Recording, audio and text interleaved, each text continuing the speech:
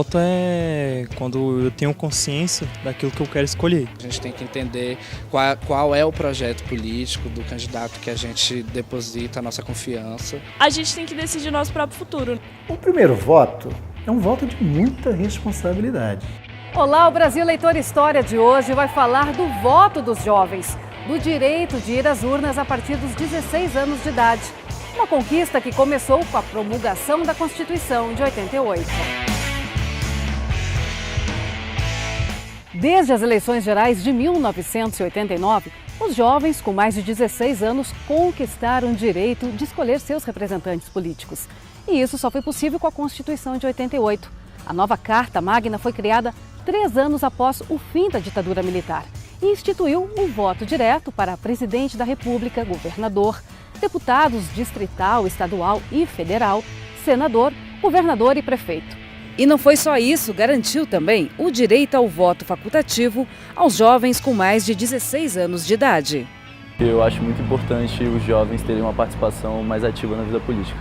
Acho isso uma boa oportunidade para os jovens, para eles apresentarem visões de mundo diferentes das pessoas mais velhas que já têm uma ideia de governo na cabeça. De acordo com dados do TSE, nas eleições gerais de 2016, 2.300.000 jovens entre 16 e 17 anos estavam aptos a votar, ou seja, já tinham tirado o título de eleitor. Mas será que esses jovens, e até você mesmo, sabem dizer como nasceu essa conquista?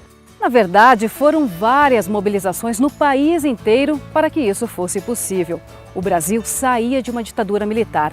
Os jovens e a sociedade estavam unidos para mudar o cenário do país.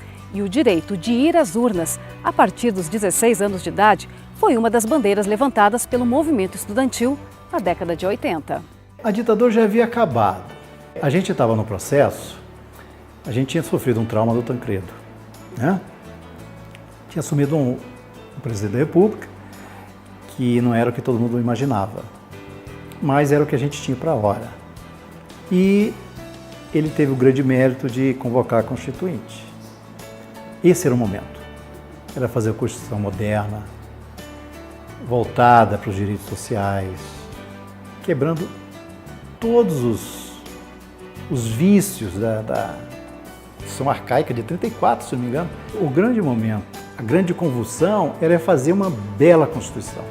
E aí sim, haviam debates incríveis. Jovens se mobilizaram para pressionar a Assembleia Nacional Constituinte, que começou em 1987 e terminou no ano seguinte, com a promulgação da nova Constituição. Declaro promulgada o documento da liberdade, da dignidade, da democracia, da justiça social do Brasil. Que Deus nos ajude que isto se cumpra. Tive o prazer de participar desse movimento, não só como conselheiro, mas como jornalista, podendo documentar o dia a dia, podendo, às vezes, até mostrar alguns caminhos que um garoto de 16, 17 anos, talvez até 15, não conhecia dentro do Congresso. E não adiantava chegar lá e gritar. Era muito mais fácil dialogar com os parlamentares, buscar deputados contra, mostrar por que eles queriam tanto ter condição de votar antes de completar a maioridade. Sérgio registrou esse importante momento do país por meio das lentes. Fotógrafo, foi testemunha dessa mudança política que aconteceu no dia 2 de março de 88. Nas galerias do Congresso Nacional, centenas de jovens comemoraram a decisão e gritaram o slogan: "Chegou a nossa vez, vota aos 16". A gente tinha, pelo menos na semana da votação, algo em torno de 1.000 estudantes por ali. Quando eles conseguiram esse resultado, foi como uma comemoração de um gol de final de Copa do Mundo. Por muito tempo, gritando sem parar. Alguns conseguiram descer até a entrada do plenário, beijavam os parlamentares. Era tudo muito curioso isso. Eles realmente ficaram muito emocionados com o resultado. De autoria do então deputado gaúcho Hermes Zanetti, a emenda teve o apoio de 355 constituintes, 98 votos contrários e 38 abstenções. Seguramente, se não o maior, um dos maiores conflitos da Assembleia Nacional Constituinte foi esse direito do jovem. Porque há muito preconceito contra o jovem. Os adultos acham que o jovem não sabe, não entendem. E eu acho exatamente o contrário. Eu penso que o jovem tem, em relação ao processo eleitoral, melhores condições do que os adultos para fazer um voto de convicção, sabe? Um voto livre de barganhas.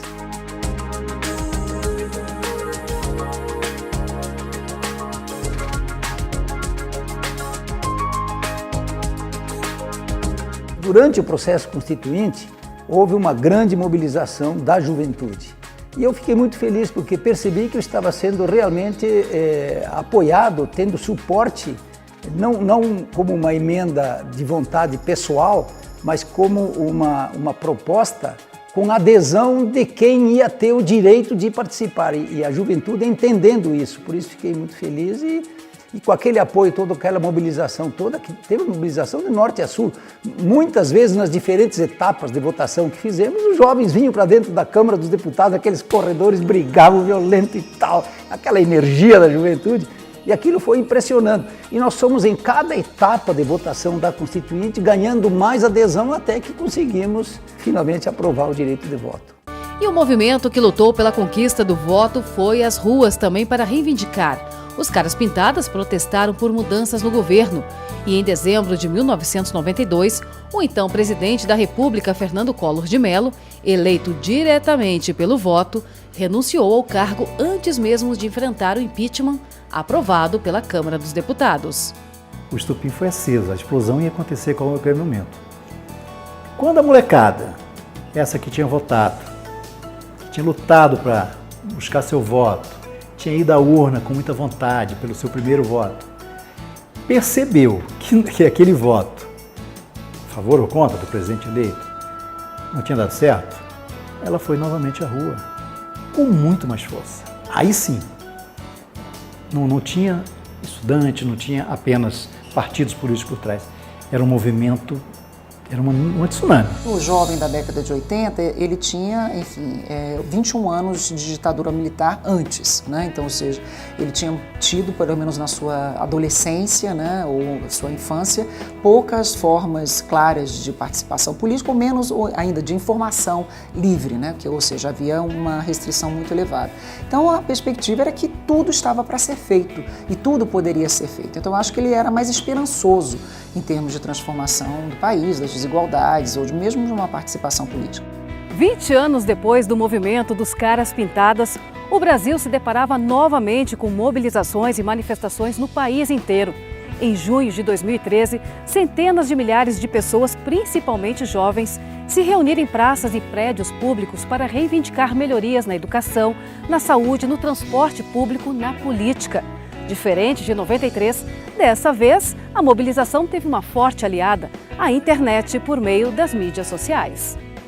Em relação a 93 e a de 2013 para cá, seria mesmo assim a globalização, a democratização também da internet, da informação, dos meios de informação, que é uma expressão da juventude que não é apática ao debate político, que não é apática às movimentações políticas. No caso de 2013, com certeza a internet foi tipo assim, super importante, porque a gente sabia dos protestos através da internet, sabia o que acontecia nos protestos através da internet, então tudo era pela internet.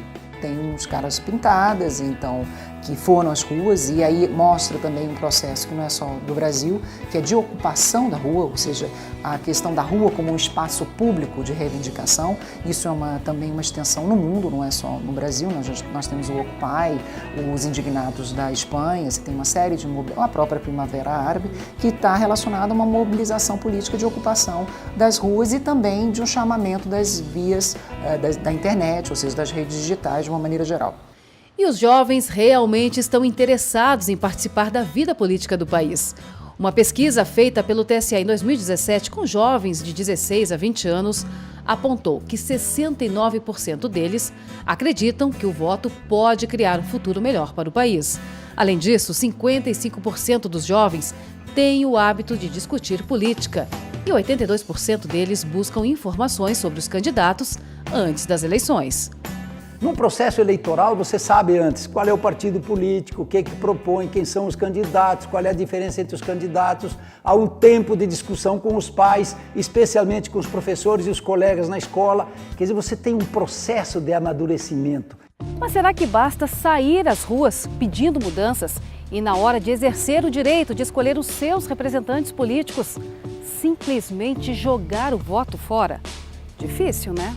Eu acho que o voto é a nossa instância mais legítima de manifestação. Para mim, é muito importante, eu não deixo de votar de maneira alguma. Eu acho que todos nós, e aí entra uma discussão de cidadania, somos obrigados a ter uma responsabilidade sobre aqueles que gerenciam a nação. Ou seja, eu acho que é muito cômodo a pessoa dizer, eu não votei nele, eu não tenho... Não, você tem responsabilidade, porque o poder não é algo etéreo. Todos nós, até pela omissão, somos corresponsáveis pela ação, do exercício da dominação, que enfim, faz parte do jogo. Agora, é muita distorção da realidade. Eu me surpreende pessoas, sejam jovens ou mais velhos, dizendo, eu não gosto de política.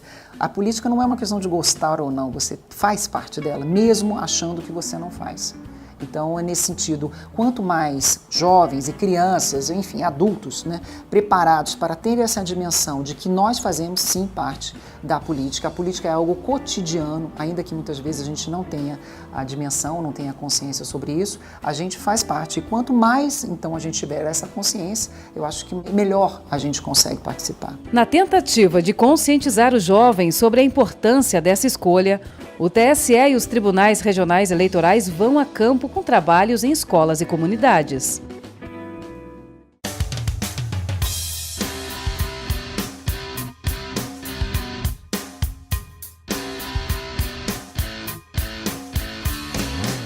Hoje eu trouxe aqui uma cartilha chamada O que você tem a ver com a corrupção. Eu vim aqui pedir um favor para vocês ajudarem essas pessoas da família de vocês a votarem. Seu pai, sua mãe. Porque a verdade é que muitas vezes essas pessoas não sabem o quanto é importante. E esse projeto tem nome, é o Jovem Eleitor. Sabe como ele funciona? O voto você tem que dar falando da sua consciência daquele voto que você está colocando. Você tem que saber se está dando voto, se está dando sua confiança a quem você está votando. A gente não pode votar em qualquer pessoa, porque se a gente votar em qualquer pessoa, a gente mesmo está fazendo mal pra gente. Quando a pessoa é corrupta, ela não vai presa, de vez em quando, não acontece isso? Agora, será que isso é o certo? Ou tem que mudar? Tem que mudar. E vocês acham que sou eu que vou mudar? Isso tudo que está acontecendo? Sabe quem é que vai mudar isso? Vocês. Aprendi muito, eu não sabia nada. E hoje, com a palestra, eu pude saber melhor sobre eleição, sobre corrupção e sobre o prefeito, o vereador. É o que a gente sempre fala, se uma criança virar um multiplicador de cidadania, a gente se sente feliz por isso, né? A gente já vê o trabalho realizado, sabe que aquilo vai gerar uma árvore que vai dar bons frutos no futuro. Então, eu acho que é sempre bom, eu acho que a gente sempre está nesse caminho.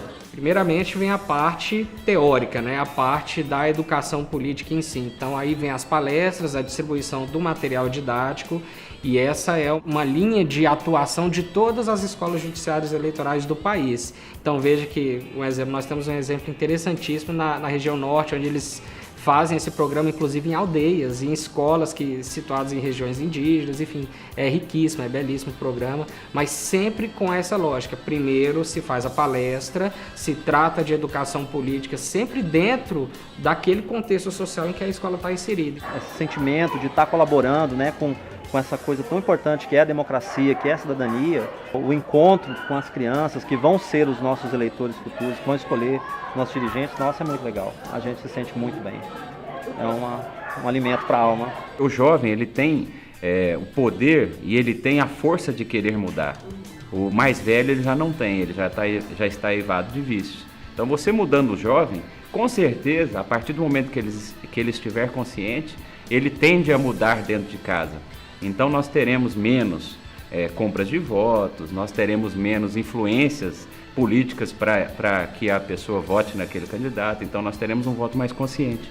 E quando o projeto das escolas é bem aceito pelos alunos, aí não tem quem segure essa juventude. O reflexo da mudança atinge até a família deles. De repente, aquela família que costumeiramente votou automaticamente, até impulsionada por favores, ela começa a ter uma reflexão crítica através da figura do próprio adolescente que questiona e fala assim: mãe, a gente tem que pesquisar, a gente tem que saber o que essa pessoa vai fazer por nós.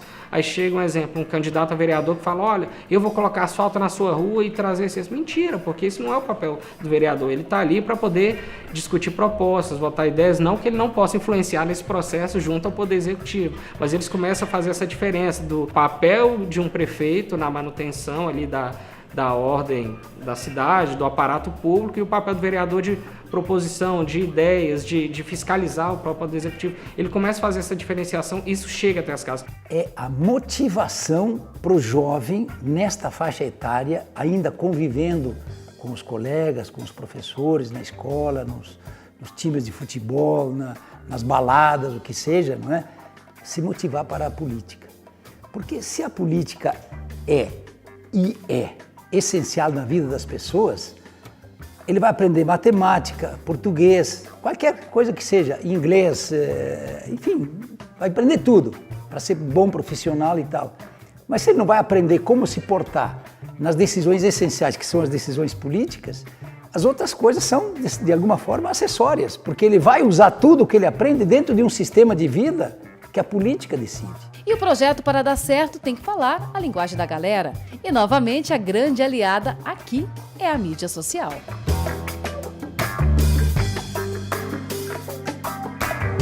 Mas, na prática, o que o jovem espera? O que ele busca com o exercício do voto? Tudo que é decidido hoje em dia é com base no passado, pensamentos antigos. E aí, no caso, quem está gerando conhecimento novo, quem está aqui vivendo as consequências de escolhas antigas, somos nós. Então nós temos que mudar essa ideia. E é por isso que o TSE desenvolve campanhas institucionais exclusivas para esse público, para despertar a consciência para a democracia. Informação e conhecimento chegam por meio de memes. Memes? Como assim? Se você tem 16 anos e seus pais te levam até a porta da escola. Se você tem 16 anos e alguém discorda de você. E como era de se esperar, a internet é o meio de comunicação mais utilizado pelos jovens para buscar informações. Ainda de acordo com a pesquisa realizada pelo TSE, as redes sociais têm destaque entre os meios digitais. Elas foram apontadas pelos jovens como a principal fonte de informação sobre política e eleições, lembrada por 64% dos entrevistados.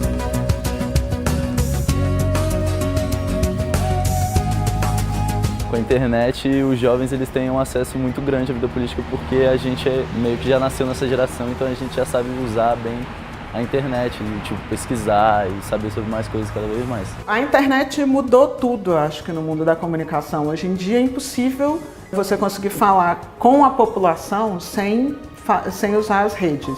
Para a gente falar com o jovem, a gente tem que falar a linguagem dele.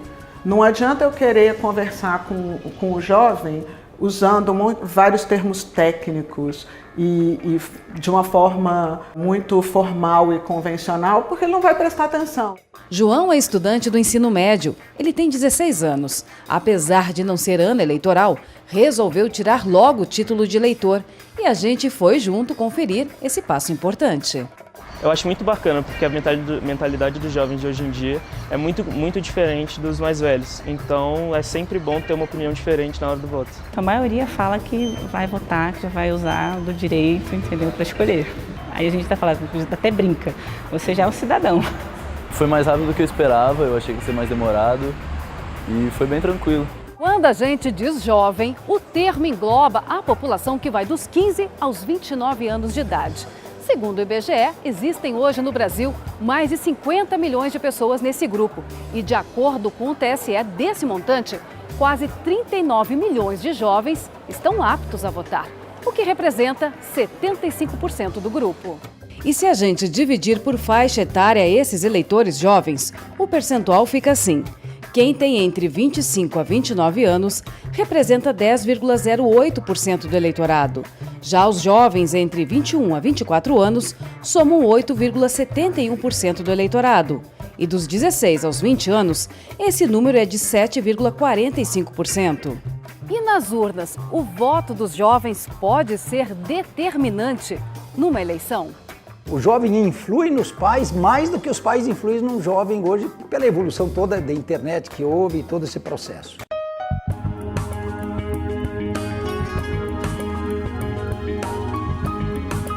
E agora eu pergunto, é possível tirar o título de eleitor antes de completar 16 anos de idade, ainda com 15?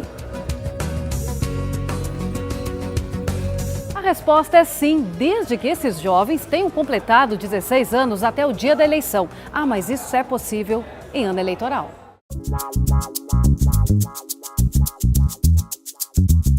Mas até 1994 isso não era possível. Até então, apenas jovens com mais de 16 anos podiam tirar o título de eleitor.